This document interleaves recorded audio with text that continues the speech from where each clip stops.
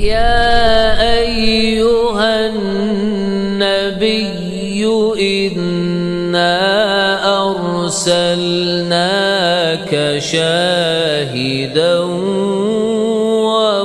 ومبشرا ونذيرا وداعيا إلى الله بإذنه وسراجا منيرا وبشر المؤمنين بأن لهم من الله فضلا كبيرا.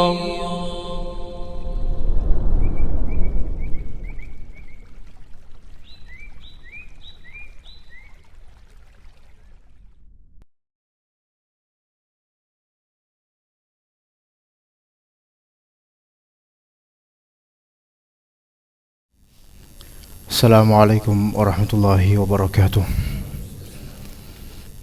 Innal hamdalillah nahmaduhu wa nasta'inuhu wa nastaghfiruh wa na'udzu billahi min shururi anfusina wa sayyiati a'malina may yahdihillahu fala mudilla lahu wa may yudlil fala hadiya lahu. Asyhadu an la ilaha illallah wahdahu la syarika lahu wa asyhadu anna Muhammadan abduhu wa rasuluhu la nabiyya ba'dahu. Allahumma inna nas'aluka ilman nafi'a wa rizqan thayyiba wa amalan mutaqabbala. Para jemaah sekalian rahimakumullah, kita lanjutkan pengkajian kitab At-Tauhid di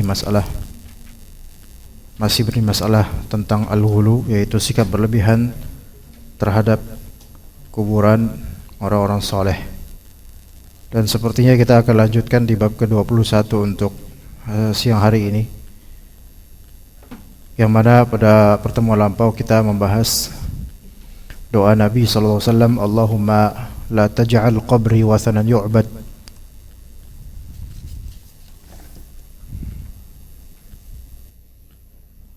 Wahai ya Allah, janganlah engkau jadikan kuburanku sebagai wathan yu'bad, sebagai berhala yang disembah. Jadi bab 19, 20, 21 itu sangat relate satu sama lain, seolah-olah satu topik ya, tentang masalah kesyirikan disebabkan al-ghulu, yaitu sikap berlebihan dalam mencintai orang soleh, sampai kemudian ketika orang soleh ini meninggal maka kuburannya dijadikan tempat Id, yaitu tempat untuk dirayakan akan hari-hari kematiannya. Dan kalau di Indonesia itu kadangkala atau lebih utamanya dilakukan di 7 harian, 40 harian, haulan itu 1 tahun, dan seterusnya, yang mana itu semua tidak ada dalam agama Islam, ya. Jadi membuat perayaan, selebrasi, peringatan akan wafatnya siapapun, baik itu Nabi maupun selain Nabi, baik itu orang soleh apalagi selainnya, itu dirayakan atau diselebrasikan atau diperingatkan sampai kumpul-kumpul, baik itu 7 harian atau 3 hari pertama, 7 harian, 40 harian, 1 tahunan, atau terserah mau berapa kreasinya, itu tidak ada semua dalam agama, dan semua yang melakukan itu akan ditanya oleh Allah di hari akhir. Semua amalan kita akan ditanya oleh Allah di hari akhir. Makanya cukuplah sebenarnya satu hujah aja sebenarnya untuk orang-orang yang melaksanakan hal seperti ini. Anda melakukan ini dalam memperingatkan baik wafatnya Nabi atau wafatnya orang soleh yang Anda cintai atau wafatnya keluarga tertentu. Persiapkan from now on, persiapkan dari detik ini jawaban apa yang akan Anda jawab di hadapan Allah ketika ditanya siapa yang mensyariatkan, siapa yang menyuruh ini semua. Itu aja.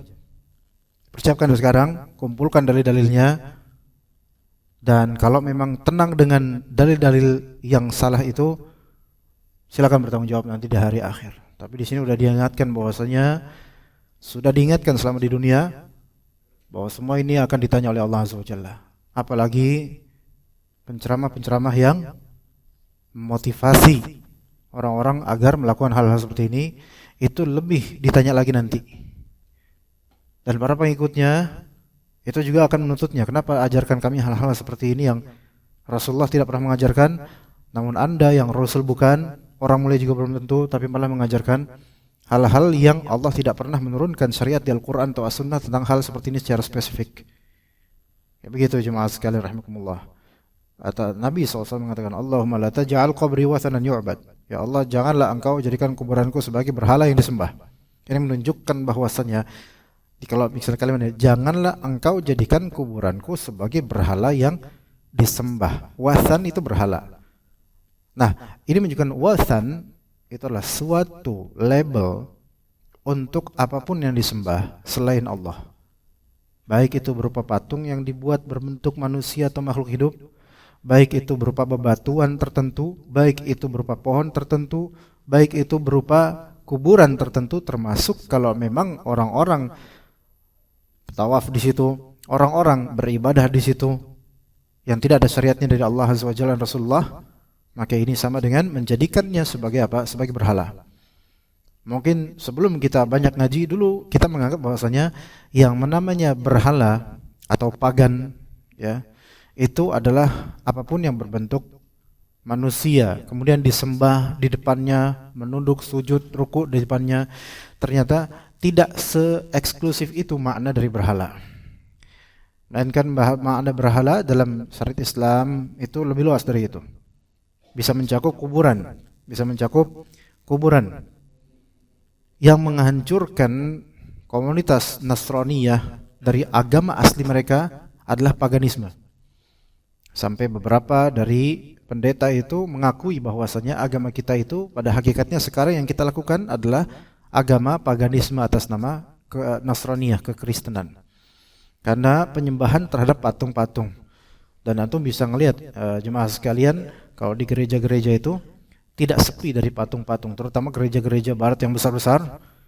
Coba antum lihat gereja-gereja katedral yang besar-besar, tidak lepas dari patung, tidak lepas dari paganisme sebenarnya, dan penghambaan diri atau pengagungan terhadap patung-patung tersebut. Baik itu tokoh-tokoh tertentu di masa lampau dari kekristenan. Jadi tidak jauh dari patung-patung seperti ini. Yaitu yang membuat makin jauhnya mereka dari agama asli Nabi Isa alaihissalam. Saya pernah cari di Google Map misalnya, iseng-iseng misalnya, buka negara misalnya Perancis misalnya, kemudian iseng pengen tahu sih salah satu kota di Perancis misalnya, kota namanya Metz, nama kotanya Metz misalnya.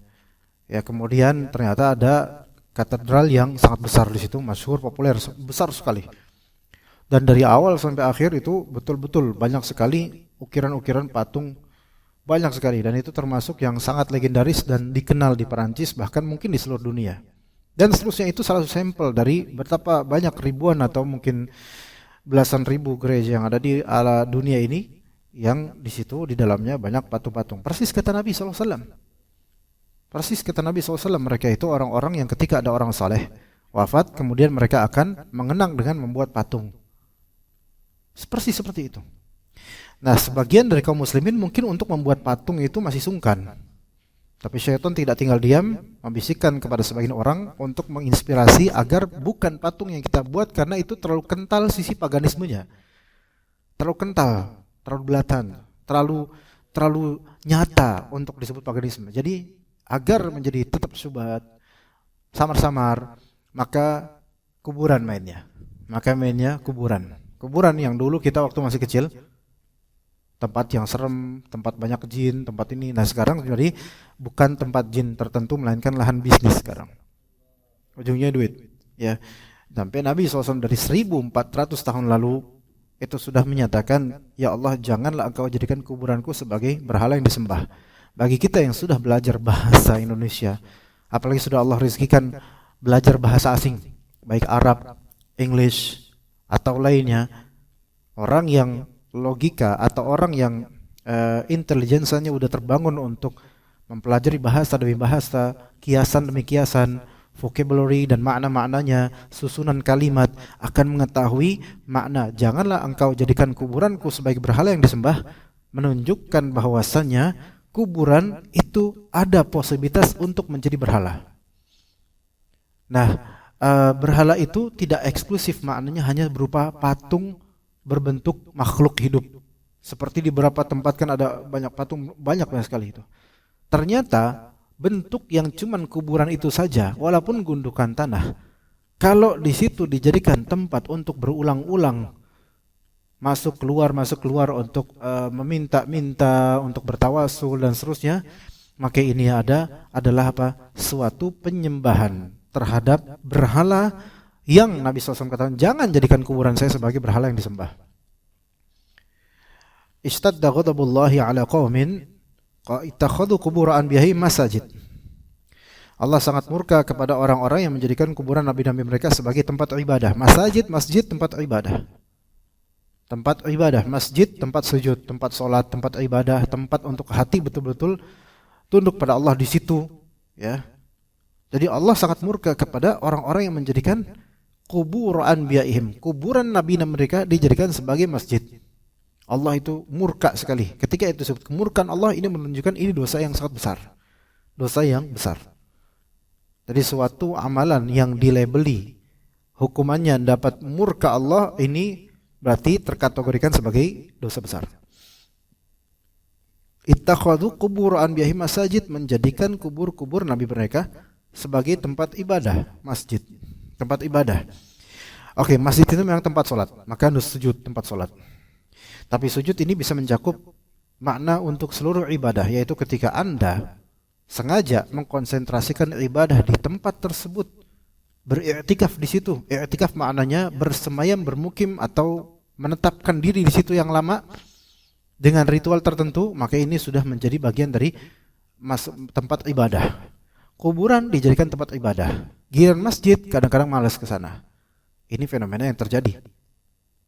Nah, ini kebalik kan? Kebalik. Jadi kuburan dijadikan sebagai tempat ibadah. Nabi SAW saja menyatakan, kalau kuburan, yang maknanya kalau kuburan nabi-nabi dijadikan tempat ibadah, Allah murka. Kuburan para nabi, oke. Sekarang berapa kubur nabi yang kita ketahui selain kubur Nabi Muhammad SAW di Madinah? Allahu a'lam. Ya, wallahu a'lam. Kita tahunya kuburan Nabi SAW saja, satu itu ya. Apakah ancaman murka Allah ini hanya untuk masalah kuburan Nabi? Kita harus memahami betul-betul ya di sini bahwasanya kalau kuburan Nabi saja tidak boleh untuk dijadikan tempat ibadah, apalagi Nabi loh, yang jasadnya dijaga oleh Allah, rohnya diberi nikmat oleh Allah, ini Nabi loh, kuburnya aja jangan dijadikan tempat ibadah. Apalagi kuburnya bukan Nabi. Misal kuburan orang soleh yang levelnya lebih low daripada Nabi, jauh. Bahkan kuburannya sahabat, jangan dijadikan tempat ibadah. Apalagi kuburannya ulama yang bukan sahabat, yang levelnya jauh di bawah kalangan sahabat. Lah ini ternyata ulama belum tentu juga. Kita cuma dapatnya secara dari artikel ke artikel yang gak jelas sanadnya, dari mulut ke mulut. Riwayatnya benar apa enggak? Dulu bahwasanya ini adalah kuburan Kiai Fulan, ini kuburan penyiar dakwah Islam di sini. Ya, kalau memang kita mau dia dapat pahala, doain aja kalau emang gitu. Dan dia dapat pahala kok dengan syiarnya itu. Namun bukan berarti kemudian kita menagih tawasulan di situ seolah-olah kita membebani mayit ini untuk menyampaikan doa kita ke Allah Azza wa Jalla, atau seolah-olah spot daerah kuburan ini, pemakaman ini memiliki signifikasi yang lebih untuk dijawab oleh Allah Azza wa Jalla, seolah-olah Allah Ta'ala mengkhususkan petak-petak bumi yang namanya pemakaman dan kuburan itu sebagai tempat yang lebih magnificent untuk berdoa. Apakah ada dalilnya seperti itu? Gak pernah ada. Orang lebih khusyuk di kalangan sahabat, di kuburan lebih khusyuk, di masjid malas. Apakah sejak zaman Nabi Adam sampai Nabi Muhammad, ada enggak dari Nabi Adam sampai Nabi Muhammad syariat dari seluruh Nabi yang jumlahnya sangat banyak dan kita nggak bisa menghitung semuanya? Ada enggak dalam riwayat mereka gitu satu aja yang mengkhususkan spot kuburan ini sebagai tempat untuk memperdalam batin dan berinteraksi dengan Allah dengan doa gitu, tempat khusus kuburan gitu. Ternyata nggak ada. Apalagi kita hanya mengikuti syariat Nabi Muhammad SAW, menghapus seluruh syariat sebelumnya. Dan itu nggak ada. Kok kenapa? Sebagian dari orang-orang yang mungkin merasa kurang ini agama ini, kemudian seolah-olah membuat syariat baru dan menentukan dan seolah-olah dalam arti lain menyatakan bahwasanya kuburan-kuburan para wali itu adalah spot-spot pilihan Allah supaya kita bisa lebih speedy lagi berinteraksi pada Allah Azza wa Jalla. Begitu. Dan ternyata di balik itu semua, ternyata kalau zaman sekarang ada bisnis gitu. Ada bisnis, makanya tetap eksis. Di balik itu semua ada uang. Sekarang orang mau tulus untuk mengajak orang-orang supaya muja kuburan, nggak ada yang tulus karena ujung-ujungnya adalah duit sebenarnya, duit ujung-ujungnya. Diporotin umat ini atau sebagian pengikut diporotin supaya mereka mengeluarkan sebagian dan kemudian keuntungannya kembali siapa? Kembali ke pembicara pertama yang menganjurkan orang-orang untuk ziarah ini ziarah itu. Maka tertipu dari beragam sisi. Pertama dari sisi dogma atau ideologi ketipu, nggak ada dalilnya. Dari sisi finansial juga Anda ketipu sebenarnya. Anda rugi. Ya rugi sebenarnya. Kemudian yang ketiga dari sisi amalan ini bisa menggugurkan amalan lama-lama. Karena ini potensi menuju syirik. Melatih seseorang untuk tidak bertawakal pada Allah melainkan ke wali-wali yang ada di kuburan keramat. Dan ini ditakutkan, dikhawatirkan oleh Nabi SAW. Sampai beliau yang jabatannya di sisi Allah seorang Nabi dan Rasul itu mengkhawatirkan jangan sampai umatku itu menjadikan kuburanku sebagai tempat penyembahan, tempat ibadah. Karena ini adalah zari'ah atau wasilah yang berpotensi menjerumuskan pelakunya kepada kesyirikan. Dan kesyirikan itu menggugurkan amalan, kata Allah Azza wa Jalla, la in asyrakta la yahbatanna 'amaluk. Jika engkau berbuat syirik, maka amalanmu itu akan yahbaton, pasti. La yahbatanna, yahbat itu artinya habat, yaitu hubut, yaitu hancur binasa, gugur sia-sia. Dan dengan dua stressing dan dua huruf yang berfungsi untuk menguatkan lafal la yahbatanna, la di sini la bukan artinya tidak. La di sini artinya justru sungguh. Kemudian di akhirannya ada tasydid nun musyaddadah mutsaqqalah, la yahbatanna. Ini sungguh benar-benar. Jadi double stressing. Double penekanan. Untuk menunjukkan betul-betul akan gugur amalan orang kalau dia berbuat syirik. Begitu ya kawan sekalian. Kemudian diriwayatkan oleh Ibnu Jarir dengan sanadnya dari Sufyan dari Mansur bahwa berkenaan dengan ayat Allah Azza wa Jalla di surat An-Najm 19, afara'aitumul Lat wal Uzza, tanyakanlah, terangkanlah kepadaku wahai kaum musyrikin tentang berhala yang kalian anggap sebagai anak perempuan Allah, Al-Lat dan Al-Uzza. Kalian menganggap itu adalah putrinya Allah, naudzubillah min dzalik. Itu orang musyrikin zaman dulu. Mujahid mengatakan Al-Lat adalah orang yang dahulunya mengadukkan tepung dengan air atau minyak untuk para jemaah haji. Setelah meninggal mereka pun senantiasa mendatangi kuburannya. Gitu. Itu Lat. Itu Lat. Jadi orang-orang musyrikin dahulu menyembah kuburan Al-Lat dan juga Al-Uzza. Sampai sebagian mereka ada yang menamakan anaknya Abdul Lat, yaitu hambanya Lat. Al-Uzza hambanya Uzza. Ini sebagian menyatakan bahwasanya Lat itu adalah nama orang dulunya. Orang baik. Dulu ada pilgrimage, yaitu jemaah haji, karena sejak zaman Nabi Ibrahim dan Nabi Ismail itu di tanah Arab memang sudah ada haji, syariat haji gitu. Jadi ini sisa dari syariat Nabi Ibrahim alaihissalam dan Nabi Ismail. Maka banyak orang dari beragam negara Arab dan juga sebagian negara Syam itu datang ke Mekah untuk berhaji. Ini sebelum adanya Nabi Muhammad SAW.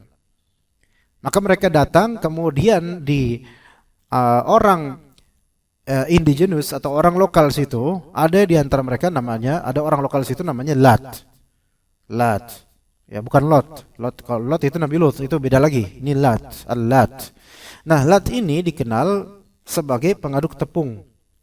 Ya, dengan air dan minyak. Dan ketika di musim haji, Lat ini punya jasa pada para jemaah haji dan orang-orang lokal dengan membuat makanan-makanan ini dan diberikan kepada jemaah haji. Ya namanya orang baik kan dicintai, ya kan? Setiap dari kita tuh mencintai orang yang berbuat baik pada kita. Semua dari orang kayak gitu, ya. Itu standarnya manusia ya, punya rasa suka kepada yang memberinya. Nah, setelah Lat ini meninggal, karena dia manusia biasa akan meninggal, maka dia meninggal, mereka pun senantiasa mendatangi kuburannya. Tuh lihat di sini. Ya akhirnya disembah Lat ini. Coba kalau kita perhatikan nih, Lat itu nabi bukan? Bukan. Ulama bukan. Kiai bukan. Orang berilmu bukan juga. Orang baik. Karena orang baik belum tentu nabi. Orang baik belum tentu ustadz, orang baik belum tentu kiai, orang baik belum tentu orang baik. Orang baik biasa, orang tapi baik, dia punya jasa sama banyak orang. Berarti ini diawali dari apa? Kok sampai ujung-ujungnya berujung pada syirik? Diawali dari ketersentuhan hati akan kebaikannya, kemudian mencintainya, dan berkelanjutan cinta tersebut kepada hal-hal yang sebenarnya di luar batas keislaman. Karena kita mencintai manusia, individu itu terbatas, dibatasi oleh Islam. Enggak boleh bersikap hulu dan berlebihan dalam mencintai. Karena mereka ketika itu buta akan syariat, tidak memiliki guidelines, tidak memiliki nabi yang menunjukkan atau orang berilmu yang menunjukkan. Akhirnya mereka membuat dan mengkreasikan hal-hal baru dengan ritual ini, ritual itu, bikin kuburannya, bangun kuburannya, kemudian dikunjungi kuburannya, yang ujung-ujungnya akhirnya apa? Penyembahan terhadap kuburan Lat itu. Itu berawal dari itu. Ya, berawal dari itu. Karena mereka itu apa? Mereka itu telah diberi oleh Lat ini kebaikan, yang kebaikan ini mungkin hanya adukan tepung dan seterusnya yang buat mereka tuh bisa makan selama haji. Ya. Terjadi seperti ini, ya.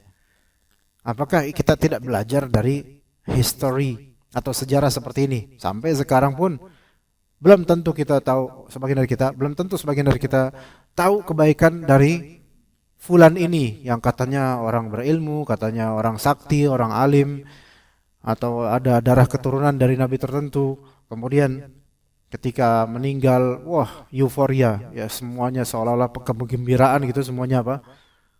Mengunjungi kuburnya, dan setiap jadwal tahun tertentu atau bulan tertentu mengunjungi kuburnya, kemudian hati tertambat padanya dan seterusnya. Ditaruh kemudian gambar-gambar kenangan. Subhanallah, apa bedanya sama Nasrani dong kalau kayak gini? Apa bedanya sama Nasrani kalau seperti ini? Na'udzubillah min dzalik. Demikian pula tafsir Ibnu Abbas bagaimana dituturkan oleh Abu Jauza, dia itu pada mulanya adalah orang yang mengadukkan tepung untuk para jemaah haji, orang baik. Tapi disalah artikan atau disalah sikapi, sehingga sikap orang-orang kemudian setelah kematiannya malah justru berujung pada penyembahan di kuburnya. Diriwayatkan dari Ibnu Abbas radhiyallahu anhu, ia berkata, la'ana Rasulullah sallallahu alaihi wasallam zairatil qubur wal muttakhidina 'alaiha al masajid was suruj. Rasulullah sallallahu alaihi wasallam melaknat kaum wanita yang menziarahi kuburan serta orang-orang yang membuat tempat ibadah dan memberi penerangan lampu di atas kuburan. Period gitu kalau bahasa Inggrisnya. Titik. Di sini ada dua pihak yang dilaknat. Pertama, Rasulullah SAW melaknat pertama zairatil kubur. Dalam redaksi lain zawaratil kubur. Perempuan yang menziarahi kuburan. Dalam riwayat lain perempuan yang sering menziarahi kuburan. Ini menjadi perbedaan pendapat di kalangan ulama. Ini yang pertama dulu kita bahas. Apa hukumnya perempuan menziarahi kuburan? Itu dulu. Sebelum yang kedua. Perempuan menziarahi kuburan ada beberapa pendapat ulama di situ. Kalau dalam hadis itu jelas ada larangan di sini karena sampai laknat levelnya. Tapi kenapa ulama berselisih? Karena ada perbedaan redaksi dalam hadis. La'ana Rasulullah SAW zairatil kubur. Redaksi lain zawaratil kubur. Kalau zairatil kubur maknanya perempuan yang menziarahi kubur, maka ini mutlak perempuan manapun, frekuensinya berapapun. Tapi redaksi hadis lain ada zawaratil kubur. Nah, ini frekuensinya sering, perempuan yang bolak-balik sering ziarah kubur dilaknat oleh Rasulullah SAW. Kalau hukum awalnya apa hukum menziarahi kubur? Hukum globalnya sunnah. Nabi SAW pernah mengatakan, kuntu nahaitukum an ziyaratil quburi fazuruha. Aku pernah melarang kalian dari ziarah kubur dulu di awal-awal pergi Mekah karena ketika itu kemusyrikan masih kental. Kalau kalian ziarah kubur di awal pergi Mekah dulu, kalian akan terjerumus untuk kesyirikan karena potensinya masih kental sekali untuk kesyirikan di masa-masa awal Islam itu. Tapi kemudian fazuruha, sekarang silahkan kalian ziarah. Maka menjadi sunnah Nabi SAW untuk ziarah kubur. Cuman kemudian ada permasalahan berikutnya karena ada hadis-hadis yang mengindikasikan larangan ziarah kubur bagi perempuan. Maka apa hukum ziarah kubur bagi perempuan? Pendapat pertama, ziarah kubur bagi perempuan haram total. Haram total, itu pendapat pertama. Berangkat dari hadis ini, la'ana Rasulullah SAW zairatil kubur. Rasulullah SAW melaknat perempuan-perempuan yang menziarahi kubur, itu satu. Pendapat kedua, bahwasanya ziarah kubur bagi perempuan itu makruh atau boleh. Asal jangan sering-sering. Kalau sering-sering maka dia kena laknat. Itu pendapat kedua. Hati-hatinya adalah kita nggak usah ajak perempuan untuk ziarah kubur. Ya. Kita nggak usah ajak perempuan untuk ziarah kubur, itu paling hati-hati, nggak usah dibawa. Karena ada ancaman juga, takutnya terkena ancaman. Dan ancaman ini bukan ancaman biasa. Melainkan kata Rasulullah, kata Anas, kata Ibnu Abbas, la'ana Rasulullah, dilaknat. Suatu dosa atau suatu maksiat ketika hukumannya distigmakan laknat, azab, pencelaan yang sangat buruk di akhirat, maka itu menunjukkan apa? Menunjukkan ini termasuk dosa besar. Maka kalau bisa jangan bawa perempuan ke ziarah kubur gitu. Kalau bisa jangan. Untuk menghindari khilaf di antara ulama. Apalagi ternyata ajaibnya sekarang hadis ini kayak dimarginalkan oleh sebagian dari panitia wisata religius atas nama Islam. Dia kayak ini diignore, kayak seolah-olah hadis ini enggak ada gitu. Kemudian panitia wisata religius ini kemudian mengadakan, mari kita tur religius ke kuburan makam Sunan Fulan. Ternyata jemaahnya perempuan semua. Akhirnya satu bis isinya perempuan semua, 45 orang perempuan semua, mahramnya driver. Ya, driver tuh suami mereka seolah-olah gitu. Dan saya juga pernah ngobrol dengan driver bis dan truk yang dulu pernah nganterin hal-hal seperti ini. Itu benar-benar kata saya sampai sekarang ngerasa berdosa gitu. Kenapa? Itu kalau ngelihat ada ibu-ibu yang, kalau sekarang saya ngelihat ibu-ibu ke kuburan mereka itu, saya tuh langsung ngerasa berdosa karena saya dulu yang nganterin mereka, orang-orang kayak mereka gitu. Ini saya ngelihat sendiri banyak dari mereka yang memang syirik gitu, berbuat syirik. Memang bertambatnya ke selain Allah, ke makam itu gitu. Itu kata ex driver ya, mantan driver yang dulu sering driving mereka ke kuburan-kuburan di luar Jakarta ya. Terus kemana ini? Padahal ini jemaahnya perempuan semua. Diajak oleh panitia supaya apa? Ayo kita ke kuburan keramat fulanah, kuburan keramat wali fulan gitu. Karena nyari karomah lah supaya bisa kita bersambung pada Allah, doanya dan seterusnya. Alasannya banyak, walaupun ujung-ujungnya sebenarnya duit itu semua. Ujungnya duit semua itu. Nah, lalu kemana bagi mereka hadis ini? Kenapa nggak disampaikan ke jemaah perempuan-perempuan ini? Wahai ibu-ibu sekalian, ayo kita wisata religius ke kuburan makam Mbah Hasan. Ya, Hasan. Ya. Nauzubillah min dzalik. Nah, tapi ada hadis Nabi, la'ana Rasulullah zairatil kubur. Rasulullah melaknat perempuan yang menziarahi kubur. Silakan ibu pilih mau ikut atau dapat laknat gitu. Kira-kira ibu-ibu enggak apa-apa dapat ustaz, dapat laknat, yang penting kita ke makam wali ya. Ada enggak yang menyatakan, ada enggak hadis ini dipopulerkan di kalangan mereka? Enggak bakal. Hadis-hadis seperti ini itu menjadi bahan, ini menjadi apa ya? Udah enggak usah ditampilkan, di-remove, enggak ada. Oke, beberapa dari orang-orang yang hijrah dari hal-hal seperti ini, mereka mendapatkan hadis, loh, kok dulu saya enggak dikasih tahu sama ustaz saya hadis ini? Malah ustaz saya nganjurin saya untuk ziarah kubur, bahkan menggabungkan dan menjamak banyak dosa. Perempuan-perempuan ini, ibu-ibu ini terutama. Pertama, dosa ziarah kubur, apalagi sering-sering misalnya.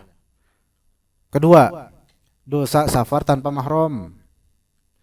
Ketiga, dosa ngabisin uang untuk hal yang munkar.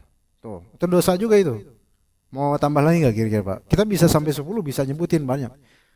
Dan dosa-dosa yang sifatnya relatif, seperti dosa ngambek sama suami sampai nggak mau ngomong sama suami gara-gara nggak dikasih ziarah kubur, akhirnya dikasih juga sama suami. Itu juga dosa. Ya. Dosa yang kelima, dosa yang meninggalkan kewajiban rumah tangga demi apa? Kemungkaran ziarah kubur yang tidak ada syariatnya untuk perempuan sampai safar jauh-jauh begini. Banyak menjamak banyak dosa. Belum dosa ghibah juga bisa karena perempuan kok satu bis. Wah, itu subhanallah. Pak antum kalau misalnya pernah tahu kan ada kereta komuter line. Di ujung dan di ujung biasanya gerbong wanita. Masih kayak gitu nggak sekarang? Enggak, masih. Masih. Suatu musibah jika antum masuk ke gerbong perempuan, Pak. Ya, selain isi perempuan semua, antum akan melihat mereka jambakan-jambakan satu sama lain, nggak mau ngalah satu sama lain. Belum lagi kalau antar mereka kenal itu ngobrolnya ngalor ngidul kemana-mana. Semakin rendah suara mereka dalam bicara itu semakin valid ghibahnya. Ya begitu. Nah, di sini perempuan-perempuan nggak layak untuk ziarah kubur jauh-jauh seperti itu. Kalau emang kita ikut pendapat ulama yang membolehkan perempuan ziarah kubur, setidaknya ziarahilah saudara sendiri atau keluarga sendiri, kerabat di dekat. Nah, begitu. Itu yang pertama ya. Bisa kenal anak itu. Kedua, wal muttakhidina 'alaihal masajid was suruj. Rasulullah SAW melaknat orang-orang yang menjadikan tempat ibadah, orang-orang yang membuat tempat ibadah dan memberi penerangan lampu di atas kuburan. Jadi, subhanallah, orang-orang yang menjadikan kuburan sebagai tempat ibadah dan membuat penerangan di atas kuburan. Suruj itu jamak dari siraj. Suruj jamak dari siraj. Siraj, pernah dengar Siraj? Itu nama orang ya biasanya. Sirajuddin. Ya, nama orang agak zaman dulu, tapi ini dari bahasa Arab, Siraj. Sirajuddin, artinya lentera agama, pelita agama. Jadi Siraj itu pelita. Rasulullah melaknat orang-orang yang menjadikan kuburan-kuburan sebagai tempat untuk masjid atau ibadah. Itu A dan B, dan memasang lampu-lampu di tempat ibadah di kuburan ini. Itu dapat laknat. Lalu mau apa nih kalau misalnya? Wah, enggak lah, masa dapat laknat, ini kan anjuran dari kiai saya. Kiai Anda bukan nabi, dan ini tentang Nabi SAW. Ini kalah kiai Anda, ini bener. Enggak lah. Ikutin Nabi SAW. Nabi SAW melaknat loh, kata Ibnu Abbas. Masa enggak percaya gitu kan? Oh, tapi ini kan dilakukan oleh orang-orang soleh di antara kita. Soleh dari mana? Kalau soleh, ikutin Nabi SAW. Kalau soleh jangan mau melanggar. Ini udah jelas. Rasulullah melaknat orang-orang yang menjadikan kuburan sebagai tempat ibadah dan dipasangkan siraj atau suruj di situ, yaitu lampu-lampu, pelita-pelita, penerangan. Jadi memasang penerangan aja di kuburan itu udah sesuatu yang dimurkai dan mendapatkan laknat dari Rasulullah SAW. Dan ajaibnya orang-orang yang membuat seperti ini, mereka kadang-kadang menawarkan formula ke kita-kita, selawat atas Nabi SAW. Ente selawat atas Nabi, tapi ente juga dapat laknat sekarang. Gara-gara apa? Membuat hal-hal seperti ini. Oh, masa gitu? Ini kalau kuburan soleh, mau soleh kayak gimana kek? Ini enggak mutlak untuk semua. Nabi SAW saja enggak pernah mau juga dijadikan tempat untuk ibadah kuburannya, kemudian dipasangkan lampu-lampu. Nah, sekarang kita lihat kalau antum komparasikan, dan Anda pernah menyaksikan di beberapa kuburan-kuburan yang dikeramatkan di Jakarta ini. Dulu sebelum Indomaret ada ya, dulu tahun 2005 kayaknya, 2006 kayaknya belum ada Indomaret, Alfamart ya, Alfamart belum ada ya. Ada nggak sih? Atau emang ana aja yang enggak ya? Dulu waktu warung biasa adanya. Kita kan taunya lampu-lampu yang terang itu kan paling di supermarket dan misalnya gitu. Ya. Ternyata di tahun 2006 itu mulai pergerakan dari kuburan-kuburan keramat di Indonesia, di Jakarta ini terutama, itu mulai digalakkan. Sampai di dekat daerah tempat anak tinggal, dulu anak kelahiran situ juga. Yang dulu ketika anak masih kecil, anak kalau misalnya sholat di masjid terdekat dengan kuburan itu, anak kadang mengintip di tembok besar yang menutupi pemakaman. Itu temboknya udah lumutan, saking udah tua itu tembok. Tapi ada bolongan gitu, anak ngelihat ke kuburan itu isi pohon-pohon yang kayak di film-film gitu. Dan kuburan memang ya sepi, daun-daun berguguran, nggak keurus, sudah kayak kuburan tua, kuburan zaman penjajahan. Sekarang masih pada ada. Nah, 2006 mulai digalakkan itu, karena itu kuburan rata-rata Arab Indo orang-orangnya. Ya, Arab Indo, antum tahu keturunan siapalah yang suka ngaku-ngaku itu. Nah, kemudian 2006 mulai dibuat, ya sampai sekarang udah Masya Allah grace, antum sampai mungkin lupa. Pas lewat situ, loh, kirain Indomaret, ternyata kuburan gitu kan gitu. Saking apa? Terangnya kuburan itu. Dan dari ujung sampai ujung diameter sekian ratus meter itu semua dipasang ubin bersih semua. Sampai antum mungkin malu dengan rumah antum. Kenapa? Kok bersihan kuburan daripada rumah saya? Terangan kuburan daripada rumah saya. Ramean kuburan daripada rumah saya. Gitu. Ini daerah saya sendiri ada seperti ini, nggak usah disebutin ya, karena nanti takutnya antum kesana lagi ya. Nah, jadi ini terlaknat. Tapi kalau kita katakan hadis ini ke orang, lah kita udah langsung kena cap gitu loh. Padahal ini hadis loh, gitu loh. Rasulullah dengan lisan Ibnu Abbas. Ibnu Abbas itu ponakannya, Ibnu Abbas itu sepupunya Nabi SAW. Al-Abbas pamannya Nabi, berarti sepupu Nabi. Sepupunya Nabi loh, ini yang ngomong seperti ini. Rasulullah melaknat perempuan yang menziarahi kubur dan orang-orang yang menjadikan kuburan sebagai masjid dan memasang penerangan di atas kuburan. Lagi pula memasang penerangan di atas kuburan itu nggak ada penting-pentingnya dan nggak ada impactnya juga kepada sahibul qabr, pemilik atau mayit itu. Dan bahkan ini suatu hal yang merupakan kebiasaan yang ada pada orang Nasrani. Sebenarnya, Anda pernah ngelewatin kuburan-kuburan Nasrani? Jam tengah malam gitu, ternyata ada yang bercahaya di kuburan itu. Nah, itu cahaya ya cahaya kayak apa ya, bagus gitu loh, ya untuk menerangi gitu loh. Mungkin khurafatnya apa gitu. Tapi itu Nasrani ya mereka, dan itu jarang, nggak banyak. Itu pun cuman seberapa terang doang. Lah ini orang Muslim yang udah jelas ada hadisnya, bukan hanya kasih penerangan, bahkan malah dieksklusifkan kuburan keluarga tertentu karena ini keluarga keturunan dari apa gitu. Kemudian di situ sampai di bagian kuburnya itu dibuat kiswah kayak Ka'bah, persis ada kayak Ka'bah. Dan sampai kata warga sekitar, itu kadang-kadang ada yang muter tawaf di situ. Berapa kali? Kayak 7 kali tuh. Habis itu 7 kali terus salat 2 rakaat, habis itu kayak sa'i, dia langsung tahallul habis itu. Kayak umrah dia di situ. Subhanallah. Ini di Jakarta loh, dan ana mendengar kabar ini tahun 2007 lalu. 2008 2007. Sekarang pasti inovasi tiada henti. Ya. Pasti lebih kreatif lagi untuk melakukan apa-apa, Allahu a'lam dah. Susah. Karena akarnya itu susah dicabut. Mindset mereka itu ke kuburan gitu. Ini problem kita zaman sekarang, ikhwan.